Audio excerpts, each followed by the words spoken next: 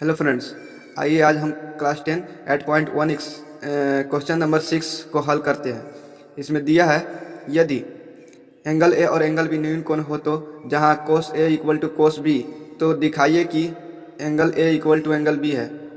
सबसे पहले हम एक त्रिभुज का रचना कर लेते हैं। हमें एंगल ए और एंगल बी को इक्वल फाइंड करना है। इसके लिए हमें इस त्रिभुज का ये और ये वाले भुजा को बराबर दिखाना होगा। आइए अब हम इसको हल करते हैं।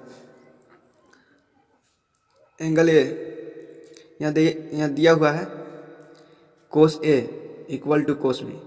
इसके अनुसार पहले लिख लेते हैं, cos A equal to cos B. पहले कोस ए फाइंड कर लेते हैं। कोस ए इक्वल टू क्या होगा? कोस ए एक जगह से देखते हैं तो लंब दिखाई देता है बी सी और आधार दिखाई देता है ए सी। तो कोस ए इक्वल टू होता है आधार बाय कर्ण। तो कर्ण क्या है? कर्ण है ए बी, इसीलिए लिख सकते हैं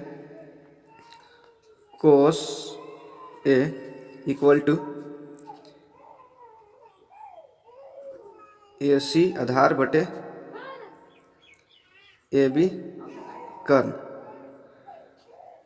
अब हमें कोस बी फाइंड करना है।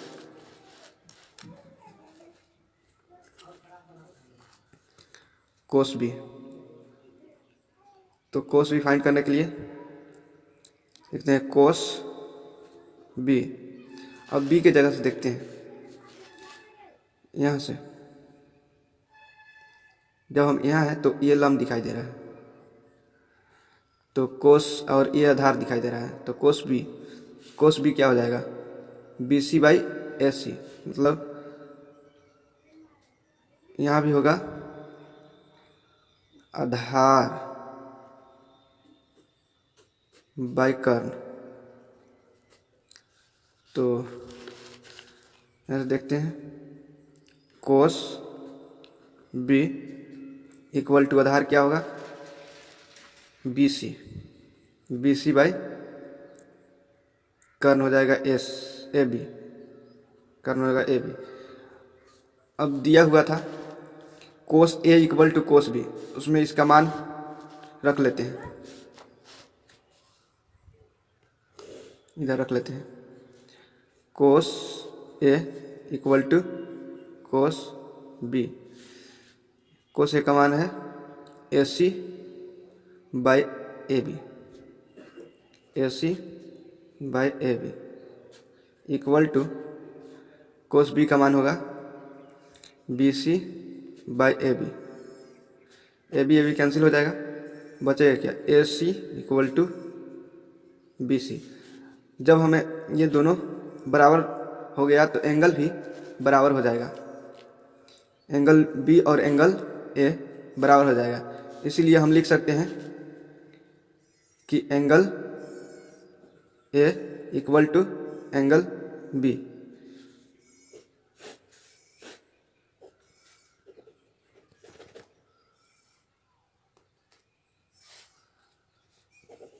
Prove.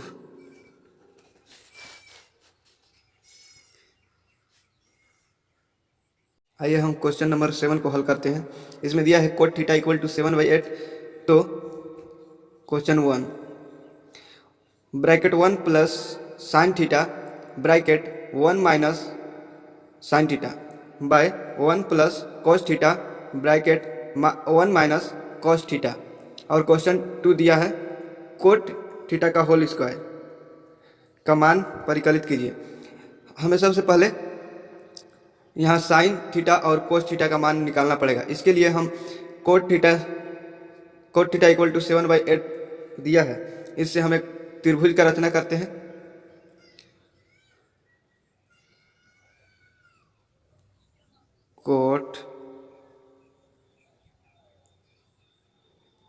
Cot theta equal to दिया है 7/8। जानते हैं कि कोट होता है आधार बटे लंब। तो 7 आधार हो जाएगा और 8 हो जाएगा लंब। इसीलिए त्रिभुज की रचना कर लेते हैं।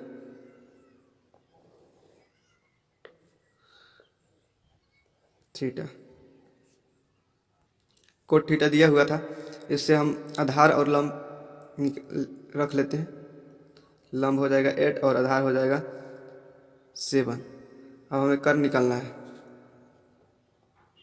कर्ण पाइथागोरस प्रमेय से कर्ण स्क्वायर बराबर लंब स्क्वायर प्लस आधार का स्क्वायर। रख लेते हैं वैल्यू।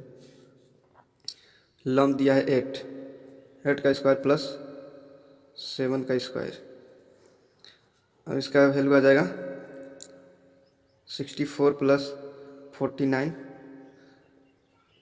ऐड करने पर आ जाएगा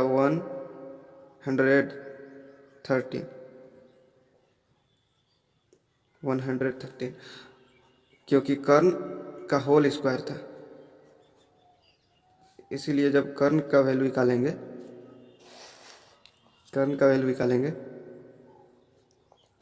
तो √113 हो जाएगा।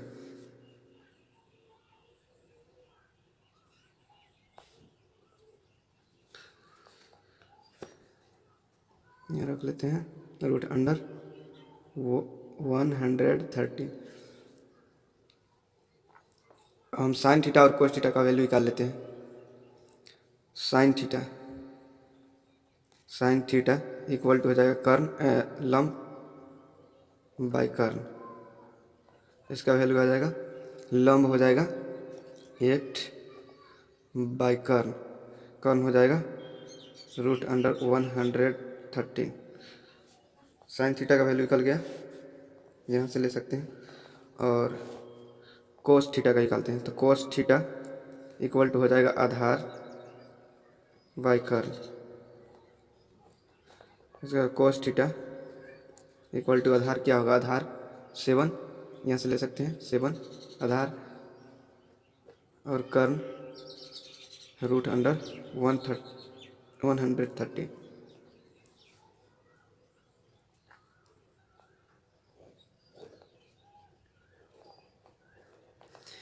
अब हम क्वेश्चन नंबर 1 को लेते हैं, यहाँ से दिया है।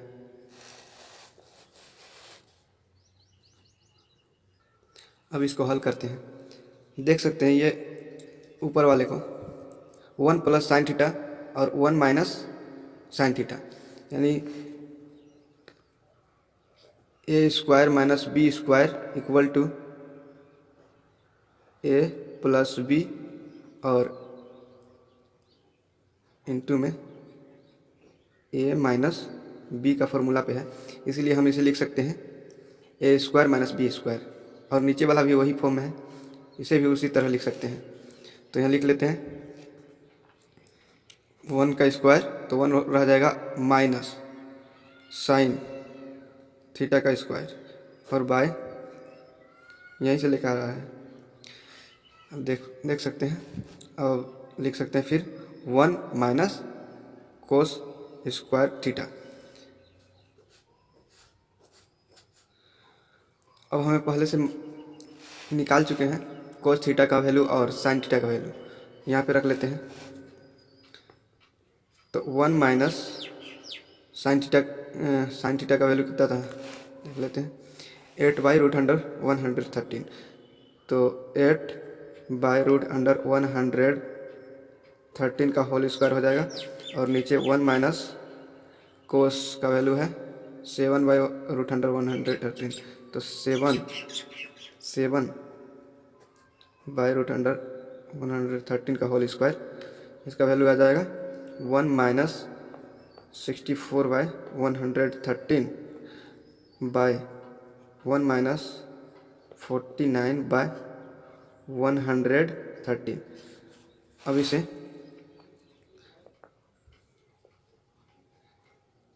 लिख सकते हैं 1, इससे गुना कर लेते हैं क्योंकि एलसीएम इतने ही आएगा, तो इससे गुना कर लेंगे तो कितना आएगा 113 माइनस हो जाएगा 64। अब बाई रह जाएगा, एलसीएम इतने आया था तो एलसीएम इतना रह जाएगा, और फिर इसका भी उसी तरह हो जाएगा, इसका भी उसी तरह हो जाएगा, तो हो जाएगा 113 माइनस 49/13। अब ये दोनों आपस में कट जाएगा। अब इसको माइनस करने पर, अब यहाँ से माइनस करने पर आता है 49, बाई इसका माइनस करेंगे तो आ जाएगा 64।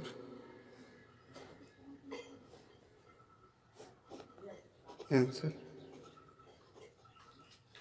और अब दिया था कोट स्क्वायर का वैल्यू फाइंड करने के लिए, यहाँ से देख सकते हैं कोट स्क्वायर। तो कोट स्क्वायर 2 नंबर में देखते हैं।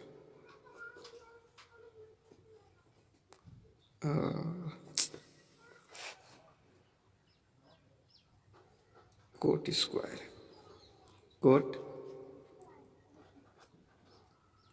Square theta. तो कोट स्क्वायर का दिया था, देख सकते हैं पहले से दिया था 7/8, तो 7/8 इसका स्क्वायर आ जाएगा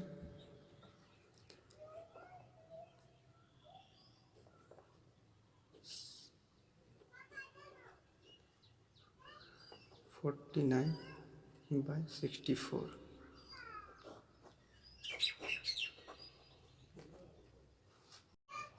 अब हम क्लास 10 8.1 क्वेश्चन नंबर 8 को सॉल्व करते हैं। यह दिया है यदि 3 cot A = 4, तो जांच कीजिए कि 1 - 10 square A by 1 + 10 square A equal to cos square A minus sine square A है या नहीं। हमें ये प्रूफ करना है, ये देखना है, जांच करना है कि 1 - 10 स्क्वायर A और 1 + 10 by 1 + 10 square A equal to cos square A minus sine square A है या नहीं है। इससे पहले हमें कोस A और साइन A का मान निकालना पड़ेगा। इसका मान निकालने के लिए हम 3 cot A = 4 के अनुसार एक त्रिभुज का रचना कर लेते हैं। सबसे पहले कोट A का मान निकाल लेते हैं। कोट A = हो जाएगा, ये 3 यहाँ से जाएगा तो 4/3 हो जाएगा। इसके अनुसार एक त्रिभुज का रचना कर लेते हैं। क्योंकि कोट हम जानते हैं कि कोट होता है आधार बटे लंब।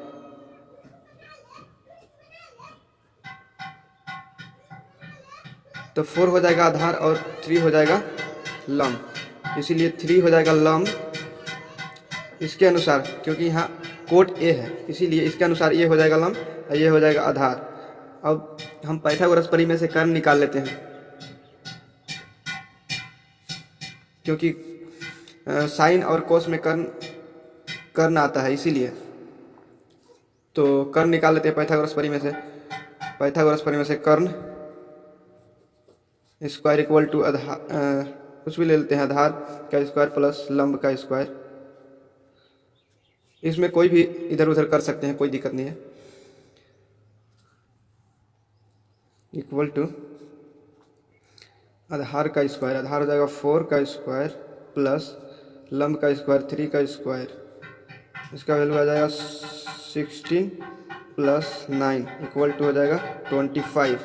और कर्ण निकालेंगे तो ये रूट अंडर चल जाएगा 25 का निकल जाता है √5, इसीलिए इसका वैल्यू हो जाएगा 5। अब हम कोस और साइन का मान निकाल लेते हैं। तो पहले साइन निकाल लेते हैं, साइन A। अब यहाँ से देखते हैं साइन A, तो इसका होता है लंब बाय कर्न। यहाँ से देख लेते हैं, लम क्या है 3 और कर्न क्या है 5, तो लिख सकते हैं 3/5। यह हो गया साइन ए का वैल्यू। और फिर हम निकाल लेते हैं कोस का value. Cos A equal to होता है आधार बाय कर्न, तो इसका निकाल लेंगे आधार 4 बाय कर्न 5। कोस का वैल्यू होगा 4/5 और साइन का वैल्यू होगा 3/5। अब 10 निकाल लेते हैं। 10 थीटा इसका हो जाता है लंब बाय आधार, तो इसका हो जाएगा लंब बाय आधार 3/4।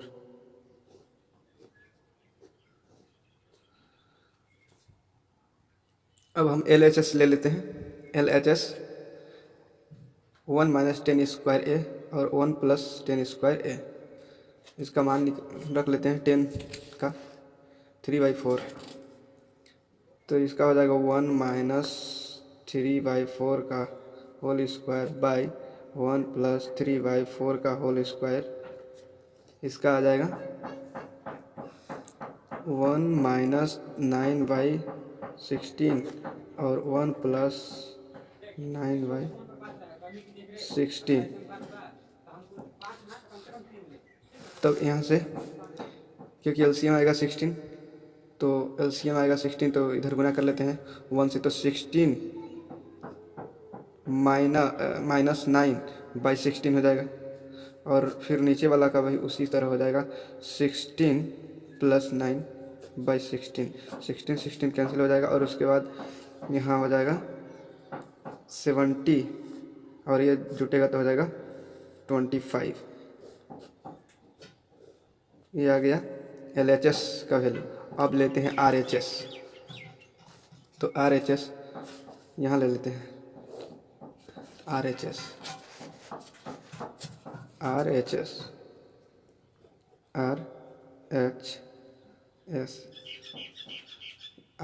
क्या दिया था? RHS दिया था, देख लेते हैं। यहाँ cos स्क्वायर ए माइनस साइन स्क्वायर ए लिख लेते हैं। cos स्क्वायर ए माइनस साइन स्क्वायर ए, इसका वैल्यू क्या था? यहाँ देख लेते हैं। साइन ए का वैल्यू है 3/5 और कोस ए का वैल्यू है 4/5, तो यहाँ लिख लेते हैं कोस का वैल्यू है 4/5। यहाँ स्क्वायर है तो इसका भी स्क्वायर करेंगे, -3/5 इसका भी स्क्वायर है। इसके बाद आ जाएगा, लिख लेते हैं ना 16/50 25 और इसका आ जाएगा 9/25। तो फिर LCM आ जाएगा 25 और 16 में ले 9 को सब्ट्रैक्ट करते हैं, घटाते हैं, तो आ जाएगा 7। यहाँ देख सकते हैं इसका भी वैल्यू LHS के बराबर आ गया, इसीलिए हम यहाँ लिख सकते हैं LHS इक्वल टू RHS।